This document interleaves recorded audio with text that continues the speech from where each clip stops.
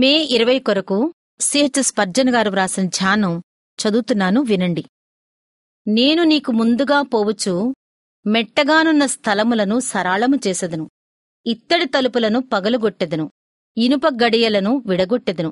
యెషయా 45వ అధ్యాయం 2వ వచనం. ఇది కోరెషుకు ఇవ్వబడిన వాగ్దానం. అయినప్పటికీ ఇది అన్ని కాలాలలోనూ ప్రభువు సేవకులందరికీ వర్తించే గొప్ప వారసత్వపు హక్కు. మనం చేయాల్సిందంతా విశ్వాసంతో ముందుకు సాగిపోవటమే. మనం వెళుతూ ఉంటే మన మార్గం సరళం అవుతుంది. మనుషుల వంకర ఆలోచనలతో కూడిన కుయుక్తులు, సాతాను మోసాలు అన్నీ మన ముందు తిన్నగా అయిపోతాయి. మనం వారి మీద నిఘా ఉంచి వారి కదలికలను కనిపెట్టాల్సిన అవసరమే లేదు. మన ముందు ఇత్తడి తలుపులు విరిగిపోతాయి, అడ్డుగా బిగించబడిన ఇనుప గెడలు ముక్క చెక్కలైపోతాయి. తలుపులను బద్దలు కొట్టే పెద్ద పెద్ద దూలాలు కాని, ఇనప గెడలను విరక్కొట్టే గుణపాలు కాని మనకు అక్కరలేదు. మనకు అసాధ్యమైన వాటిని మనకోసం ప్రభువే చేస్తాడు. ఇవి జరగవు అనుకునే వాటిని జరిగిస్తాడాయన. పిరికివాళ్లలా భయపడుతూ మనం కూర్చోవద్దు.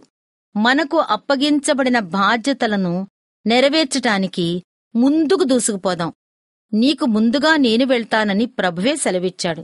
ఎందుకు నేను ముందుకు సాగిపోవాలి అని అడగటం మన పని కాదు. ధైర్య సాహసాలతో ముందుకు సాగిపోవటమే మన పని. అది ప్రభువు పని కాబట్టి దాన్ని నెరవేర్చేందుకు కావలసిన సామర్థ్యం కూడా ఆయన మనకు అనుగ్రహిస్తాడు. సకల విధమైన ఆటంకాలు ఆయన ముందు మోకరిల్లాల్సిందే. ఇత్తడి తలుపులను ముక్కచెక్కలుగా చేసేస్తానని ఆయన చెప్పాడు కదా. ఆయన ఉద్దేశించింది నెరవేర్చకుండా ఎవరడ్డుకోగలరు? ఆయన ఆదేశాలను ఎవరు వ్యతిరేకించగలరు? దేవుని సేవించేవారికి అనంతమైన వనరులున్నాయి.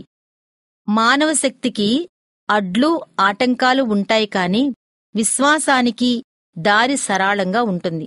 యెహోవాయే స్వయంగా ఇలా చేస్తాను అని మళ్లీ మళ్లీ చెప్పినప్పుడు ఆ వాగ్దానాన్ని అనుమానించే ధైర్యం మనకెక్కడిది?